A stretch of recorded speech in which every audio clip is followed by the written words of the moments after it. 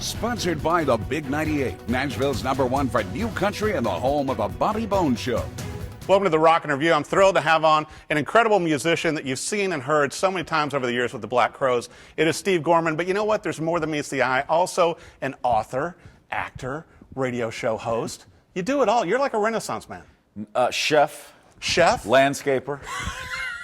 I mean, I can cut grass and I can make soup. You know, well, I got to bring this up, too. Now that you're an author, right, a published author, and I got to tell you, I've really enjoyed this book, hard to handle, and very interesting stories, you know, and I think a lot of us, you know, being fans and seeing you guys in concert over the years and listening to the music, we think we know the band, but you don't know the band unless you're in the band. No, that's very true. I mean, the band is, especially a band that starts around family members, brothers. Right. You know, everybody. It becomes a family. Any band is, but a band with brothers more specifically and more intensely, I guess, can become a family. And it's, you know, I chose to write the book very much from my personal perspective. It is honest. I didn't see any reason to write it if I wasn't going to really speak my mind and tell my story. But you know, the band as a rock and roll band is just the context of this story between all these people. Right. It's how I always looked at it. Yeah. I mean, I didn't write the rock and roll version of The Sopranos, but that's a family show. They just happen to be in the mob. And this is a story about, you know, friendship and loyalty and betrayal and addiction and codependency and a lot of elements that really I think anybody can relate to in their own life. I mean, along the way we do play shows with Jimmy Page. I mean, that's kind of cool. Right. And along the way, we do make records that I'm still forever proud of. But with a lot of hit songs. But ultimately, it's all about the connections that were made and then lost along the years. Well, you know, I found it very interesting, too. What I really learned from reading it was about the early beginnings with you when you dropped out of college and you're like going, okay, I'm going to be a drummer. And you've been playing drums since you were like 4th grade, right? Well, no. In 4th grade, I was in the school band for about 2 weeks, and then it's a good start. The snare drum wasn't enough. I was not happy to be told, here's what rudiments are, and we're going to play the Yellow Rose of Texas. Right. I wanted to rock. So that didn't last. I then spent the next 15 years of my life or 12 years of my life thinking about drumming, and obsessively in my mind I was a drummer the whole time. I'm one of the great air drummers to this day of all time. But I was not. It was until I was in college that I sat behind a kit and actually tried to do something with it. Well, it's so amazing how it changed multiple times, how the names changed multiple times, and then finally you guys arrived at the Black Crowes, and then how things took off. Well, I mean, it's a lot of. I don't think it's not a knock on what we were able to do and what we accomplished and our talent and our ambition at all to say we were incredibly lucky. You have to be lucky in order for things to go. Well, no, that's fine. I mean, but along the way, we met certain people, and then we were, for whatever reason, smart enough to listen to them at certain key moments. You know, you can look back now, and you could write it all out like a script, and it almost sounds too fantastic to believe. Totally. But, you know, a guy happens into a show for reasons that even he doesn't really understand, and suddenly he's talking to us, and we end up making a record with him. He signs us, and it takes off. And, you know, there's a million little happenstance moments that, and for the vast majority of bands that ever try it, those don't happen. Right. You know, and every musician that makes it knows 50 friends back home that are as good or every bit they're better. But you have to look at it at some point and go, well, we can be as great as anything, but we're lucky to be here. Well, you know, speaking of which, also I have to bring up, I am such a huge fan of your radio shows, and a lot of people may not know, and it's like, you know, and you and I first met when I brought Harry Connick Jr. on your radio show. But you know what I think is so cool, Steve, you have a huge knowledge of sports and a love of sports, but the nice thing is you have a lot of musicians and people on your shows. Sure.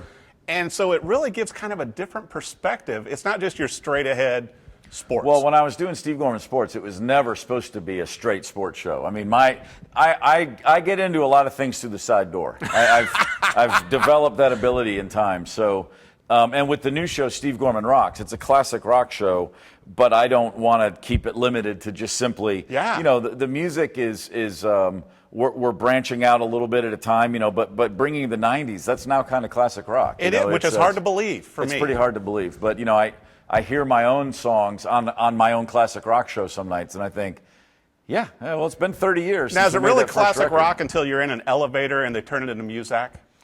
Well, if that's the case, I crossed that line a long time ago. I've heard some horrendous renderings of Black Crow songs. Oh, my gosh. Well, I think it's so cool. And you're working with Westwood One on that, right? Yep. And so that's like nationally syndicated. It is. I've been following you. It's like you got some great guests coming on the show. Oh, yeah.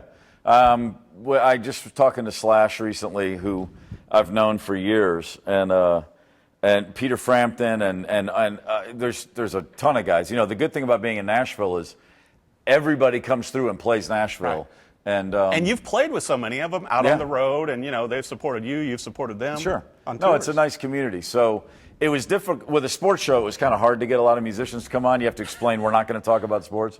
With a show called Steve Gorman Rocks, it's a little easier to sell. Yeah. Hey, come on in and let's just let's see what we come up with. Well, and that's so in your wheelhouse, though. Yeah. You know, well, I have to bring up also with your band Trigger Hippy, and you guys came out with a brand new album, Full Circle and Then Some, and this is kind of Trigger Hippy 2.0. Mm-hmm. Or 3.0 or 4.0. The truth is, Trigger Hippy for years was myself and Nick, our bassist, and whoever answered the phone that day. I mean, it was we started using the word Trigger Hippy. It was a very loose collective, and it was a jam in Nashville at a friend's bar, and whoever showed up first was in the band that night, generally. And then around 2011 or I think 2012, we kind of found a lineup. It started feeling like a real band, you know. And then we made a record in 14 and toured. And that was a great record. 15, and we had a lot of fun. That wasn't a band built to last for all perfectly logical reasons. Everybody's very busy, and it just didn't have that sense of we're all going to be here for a long time. Yeah. We enjoyed it, and we played great shows. Nick and I, again, when that sort of unraveled, we still wanted to have a go at this. We you know, he's a great songwriter, and we were working on new tunes, and we just took our time and found people that were more. I guess we just had a consensus of what we want to do with it. You know, you got to have a Venn diagram in a band, and that middle square.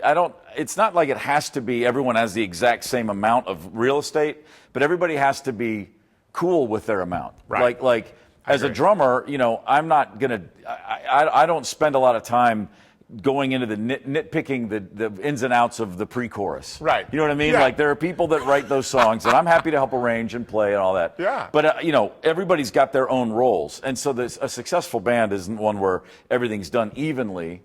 It's where everybody feels good with where they are, which is my way. You know, you got to work to your strengths. Totally. And if everybody's doing what they're best at together, in the Black Crowes case, when we were at our best, everybody was doing what they're supposed to be doing. And when we lost our way, we had trouble keeping our strengths and our weaknesses separated. Right. You know, the lines were blurred, both on and off stage. And so with Trigger Hippy, I think we're at a place right now, I certainly feel like we're, with this new band and with this record, we're just working at everybody's at peak.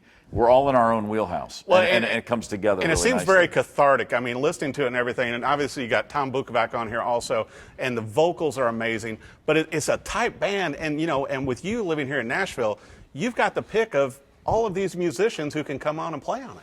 Well, it is funny. You tell stories and people think you're making them up. But like when I moved here in 2004, I'd been in town for 3 days, and I walked into a coffee shop, and I bumped into a producer I know, and he had just had a drummer cancel, and he looked at me and goes, "What are you doing here?" I said, "I just moved here, and we don't have a coffee maker up yet, so I'm coming to get coffee because we're unpacking." Right. And he goes, "Can you play a session tomorrow?" And it's just that easy sometimes, you know. So my first Music Row session was I was in the right coffee shop at the right time. There is so much and when of we're Nashville making a here. record like Trigger Hippy, you bump into guys, and it's a question of, are you in town next Thursday? You want to come play a guitar solo? So we had a lot of fun working on it. Well, and I saw also you played to Bukovac's strength with the ukulele as well. He can do anything. he was all over the first record. He's only on one track on this one, but he makes his presence very well known. Well, I'll tell you what, there's so many great things going on with Steve Gorman. Be sure and pick up a copy of the book. He's going to be doing book signings also for Hard to Handle. Everything about the Black Crowes. It's just a fun book, and it's an incredible ride. Also, the new album out right now for Trigger Hippy, which you're going to be touring on this, Full Circle and Then Some, and website and everything. Where should viewers go, Steve? Website for the band is triggerhippy.com.